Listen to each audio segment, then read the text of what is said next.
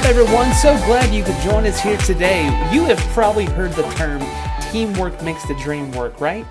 Well, that's absolutely correct. Whether it's a home project, or you need help lifting something that's really heavy, or you just need someone to talk to about how you feel, teamwork does in fact make the dream work.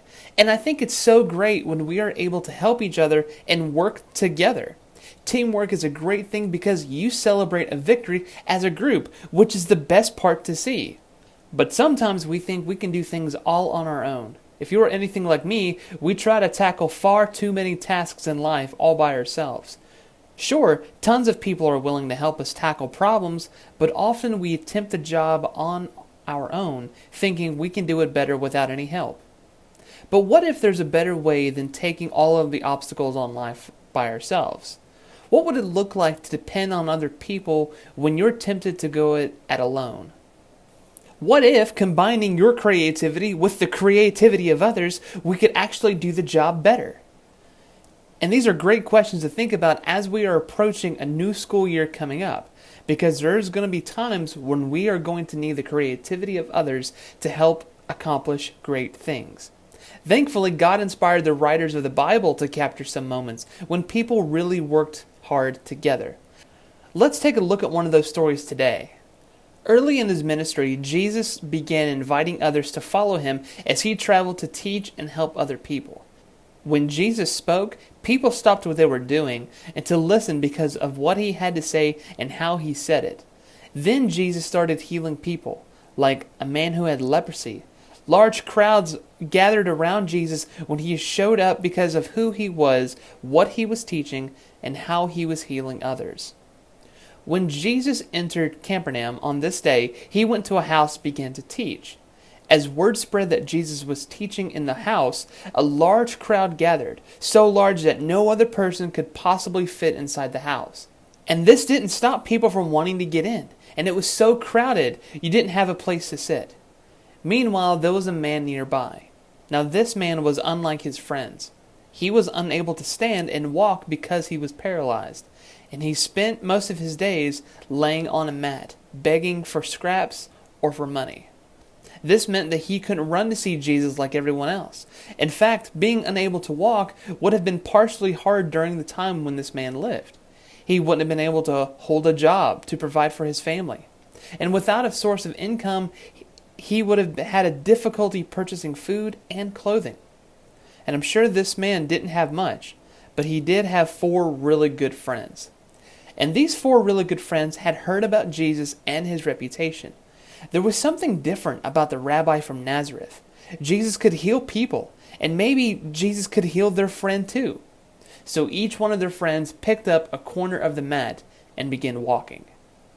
Now they didn't anticipate the massive crowd, and as they approached the door, they found that there wasn't enough room to squeeze the man into the house. But this didn't discourage them. Instead, this just made them more creative. So they paused to look around, which is when they noticed the staircase. At this time, homes were built with stone with flat roofs made of mud and straw. Stairs leading to the roof were common for certain homes. So the men carrying the mat worked together to get their friend up to the roof. And it says here in Mark chapter 2 verse 4, because they could not get close to Jesus because of the crowd. So they made a hole by digging through the roof above Jesus. Then they lowered the man through it on the mat. You heard me correctly. The friends dug a hole through the roof.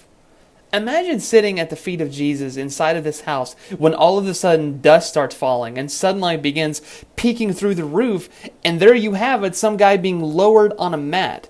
What a sight that would have been. Once the hole was large enough, the 4 friends lowered the man into the home right at the feet of Jesus. Once the man was laying in front of Jesus, Jesus looked up and saw the faith of the 4 friends looking down from the hole in the roof. Then the man on the mat, and Jesus said, "Son, your sins are forgiven." The righteous leaders in the room were shocked by this statement. Though they didn't say anything, they thought that only God was able to forgive sin. Jesus could sense the thoughts of the religious leaders, and he turned to them and said this in verses 8 through 11. "Why are you thinking these things? Isn't it easier to say to this man, 'Your sins are forgiven,' or get up, take your mat, and walk. But I want you to know that the Son of Man has authority on earth to forgive sins." So Jesus spoke to the man who could not walk and said, "I tell you, get up, take your mat, and go home." Jesus' words were powerful. That's when the man who was paralyzed stood up in front of everyone, picked up his mat, and walked out of the room. No one had ever seen anything like this before. The people in the house were so amazed, and they began praising God. That's an amazing story, right? These friends wanted to help a man who couldn't walk, and they went out of their way and used their creativity. They inconvenienced themselves by lifting the man and carrying him a distance to see Jesus. And when they saw the crowds, that didn't stop them. They didn't give up. They didn't wait outside. Instead, they got creative. They thought of the idea of getting the man in front of Jesus. And that was through the roof of the building he was in. Not only did Jesus forgive all of the man's sins, but he also healed his legs. He helped him to walk. And I sometimes wonder what would happen if the friends weren't able to help. Would the man have crawled to the house? Would Jesus have happened by the man the other day? Or would the man have lived the rest of his life unable to walk? But then I stopped myself. This story happened because the man on the mat had friends who worked together who could take him to Jesus, and now we celebrate this story today. All of your life, you will face problems and challenges. But the best part of a difficult situation is knowing that there are people who are by your side ready to help. God did not intend for the people to live in isolation. Instead, He created us with an ability to work together. And that's what the church is all about. There are people around you who want to help, and probably some people who would love to help. Sometimes the best action we can take is to accept the help from others or to offer someone else a helping hand. More than that, we were created in God's own image. And when we work together to help other people, we use our unique gifts and our abilities and our creativity, and we reflect God to the people around us. How cool is that?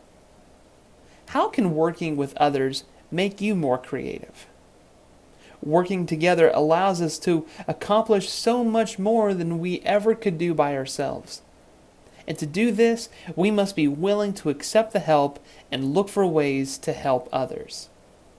Just like the friends in today's story, we can find ways to work together to help. We can always do more together than we ever could by ourselves. If anything we learned today is this: God created you to work with others. After all, God made us in His image, and He made us to do His work in this world that we live to show the people around us His love and His goodness. With God's help, we can join forces and find ways to lend a helping hand. So that's it. Just God created you to work with others. So when you get back to school and a teacher asks help for cleaning up, jump in with everybody else to help. Or if your brother or sister is cleaning the dishes, ask if you can dry them. Maybe even one of your friends is sick, and you and your other friends want to work together to draw some pictures to cheer them up. Those are some really great things for us to do. And it takes a good person like you to do good things. That's all the time I have for today, so go be creative and help someone out. Have a great week, and I will see you all next time.